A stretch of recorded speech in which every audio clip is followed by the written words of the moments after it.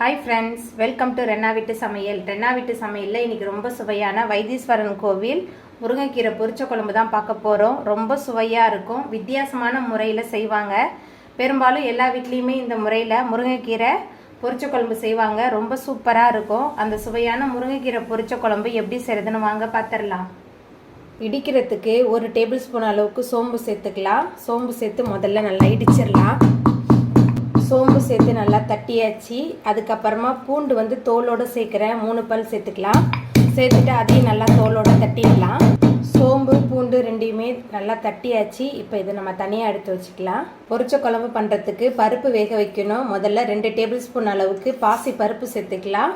3 table spoon அளவுக்கு தோரம்பருப்பு பாசி பருப்பு சேர்த்தாச்சு. இப்போ பருப்பை நல்லா அலசிட்டு பருப்பு மூழ்கிற அளவுக்கு தண்ணி எடுத்துகிட்டு வந்துடலாம். அதுக்கப்புறமா ஒரு தக்காளி எடுத்து நல்லா பொடியாக நறுக்கி சேர்த்துக்கலாம். அதுக்கப்புறமா 4 பல் பூண்டு சேர்த்துக்கலாம். கொஞ்சமாக மஞ்சத்தூள். இப்போ குக்கரை மூடி 2 விசில் வச்சு நல்லா வேக வச்சு எடுத்துகிட்டு வந்துடலாம். வைத்தீஸ்வரன் கோவில் பொரிச்ச குழம்பு பண்ண போகிறோம். அதுக்கு முதல்ல 3 ஸ்பூன் அளவுக்கு எண்ணெய் சேர்த்துக்கலாம். எண்ணெய் சூடாகி வரட்டும். எண்ணெய் சூடாகி வந்துட்டு இதில் 1 டேபிள் ஸ்பூன் அளவுக்கு கடுகு சேர்த்துக்கலாம். கடுகு நல்லா பொரிய ஆரம்பிச்சிருச்சு.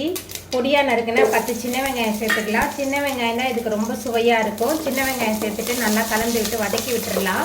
சின்ன வெங்காயம் சேர்த்துட்டு நல்லா கலந்து விட்டு வதக்கியாச்சு. நான் பருப்பு வேக வைக்கும் போதே தக்காளி சேர்த்துருக்கனால நான் வதக்குறதுல சேர்க்கல. அதுக்கப்புறமா நம்ம சுத்தம் பண்ணி வச்சுருக்கிற முருங்கைக்கீரை சேர்த்துக்கலாம். நிறைய வகை பொரிச்ச குழம்பு இருக்குது. இன்றைக்கி நான் கீரையை பயன்படுத்தி தான் செய்கிறேன். ரொம்ப சூப்பராக இருக்கும். முருங்கைக்கீரை சேர்த்துட்டு நல்லா கலந்து விட்டுடலாம். இந்த பொரிச்ச குழம்பு வைத்தீஸ்வரன் கோயிலில் பெரும்பாலும் எல்லார் வீட்லேயும் செய்வாங்க. ஒரு வீட்டில் சமைச்சா எல்லார் வீட்லேயும் அன்றைக்கி முருங்கைக்கீரை தான் இருக்கும்.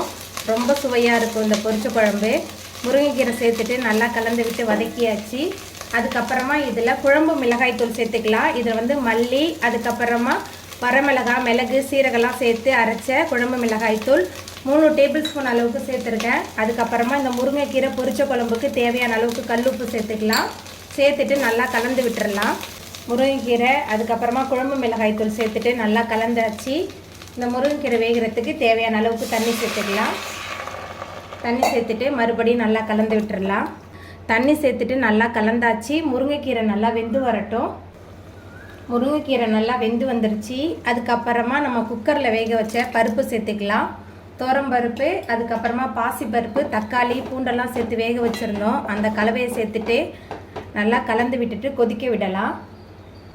பருப்பு சேர்த்து பொரிச்ச குழம்பு நல்லா கொதிக்க ஆரம்பிச்சிருச்சு. அதுக்கப்புறமா அரை மூடி தேங்காய், அது கூட 1 டேபிள் ஸ்பூன் அளவுக்கு சோம்பு சேர்த்து விழுது அரைச்சி வச்சிருந்தேன். அந்த தேங்காய் விழுது சேர்த்துடலாம். அதுக்கப்புறமா சோம்பு, அதுக்கப்புறமா தோலோடு தட்டி வச்சிருக்கிற பூண்டு சேர்த்துக்கலாம். சேர்த்துட்டு நல்லா கலந்து விட்டுறலாம்.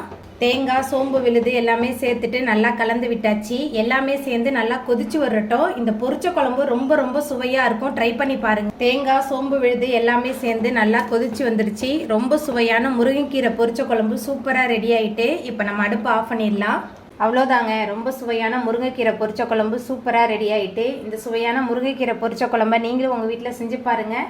இந்த வீடியோ உங்களுக்கு பிடிச்சிருந்தா லைக் பண்ணுங்கள், ஷேர் பண்ணுங்கள், கமெண்ட் பண்ணுங்கள், சப்ஸ்கிரைப் பண்ணுங்கள். அப்படியே பக்கத்தில் உள்ள பெல் பட்டனையும் கிளிக் பண்ணிடுங்க. நன்றி.